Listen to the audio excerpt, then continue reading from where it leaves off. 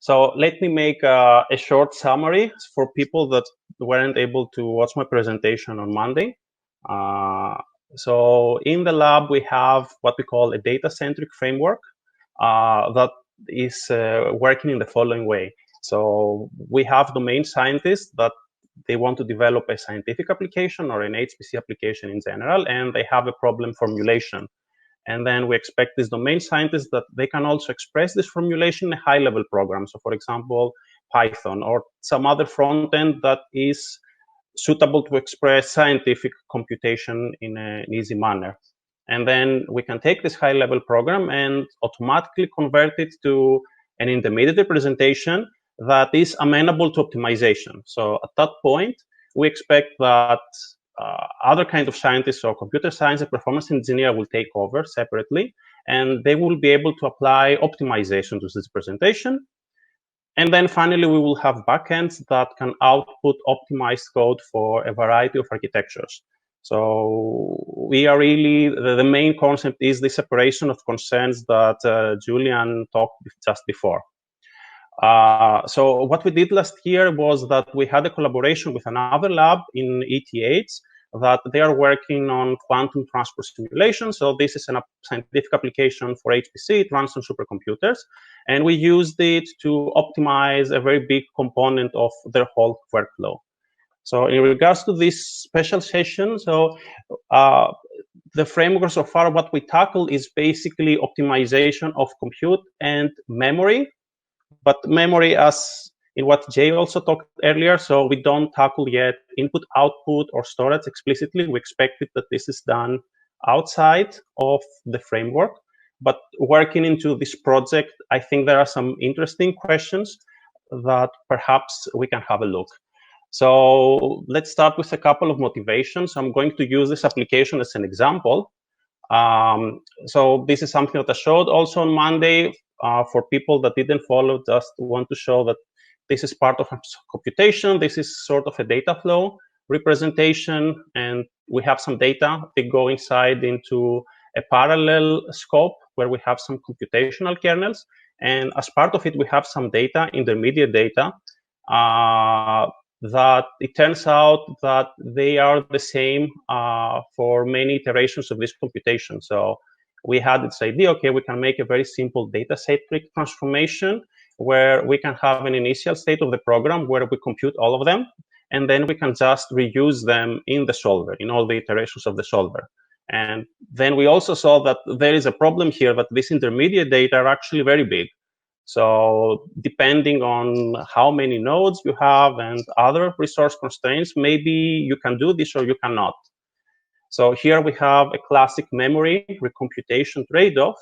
And what we didn't do, because we don't handle this in the framework, but I think it's a very interesting question, is if we put storage into the mix, like any kind of non-volatile memory technology that is available now, how does this change? So obviously we have a lot more, let's say, storage to save stuff and then reload them. But of course, we have different performance characteristics.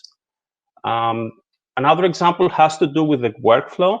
But there was also some talk about this. So this application also has some workflow. So it uses other applications. So for example, CP2K, and then it has various components. And what we did, we optimized a specific component, this one here in blue. And what we wanted to do is basically to compute the characteristic curve of some transistor. But what one execution of this basically produces is a single data point. So we have the transistor, we select some voltage at the gate, and then we can find out what is the current that crosses the channel of the transistor, and also some temperature data.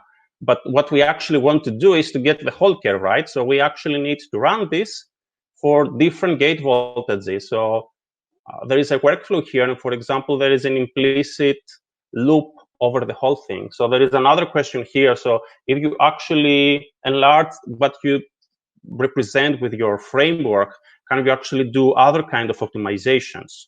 So for example, maybe there are some common computations that then you can avoid of recomputing, and also doing some memory optimization. So I would like to see, at least from a high level perspective, how easy it will be to do this kind of things. And I think that it is possible. So, for example, for the first question that we said, if we can take advantage of non-volatile memory, then I could actually, so as was mentioned before with other libraries like Cocos, so also in our framework, we have a location for the data. So you can specify if they are in your main memory, or they are in GPU memory, or VRAM if you are running on FPGAs. So for example, you could also have a location for non-volatile memory, and then you could change your program to basically load data that it has been stored to this non-volatile memory to RAM when needed. And yeah, so basically non-volatile memory is just another level of memory. So why not try to use this? Now, of course, there are some challenges here. So how can you use the storage optimally? And also you want to make sure that it makes sense to do this. So how you evaluate the performance of the storage. So there are many different solutions. And how does this work out? Is it, as said before, that there is some generic memory copy or some loading methods, or perhaps there are some optimized library for that, and how they can be integrated into any kind of data-centric framework, so not only this one that we're working on.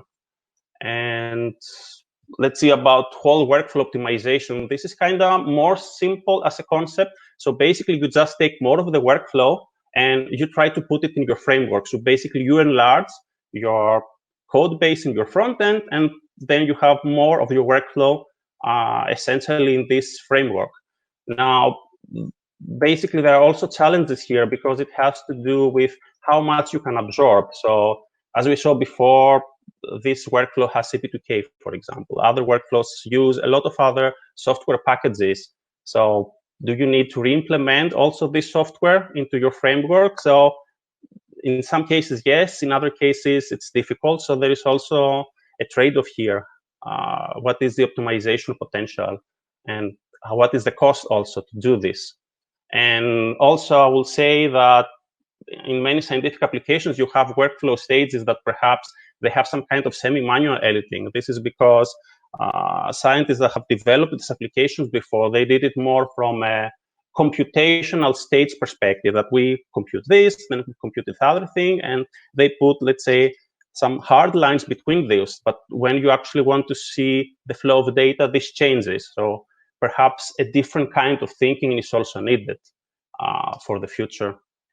So let me recap quickly. So yes, I feel that for data-centric frameworks, using storage and optimizing input-output is very doable, but we have to answer some questions. So what are the required tools and libraries, and whether we also need to rethink the development of the workflow of this application as a whole.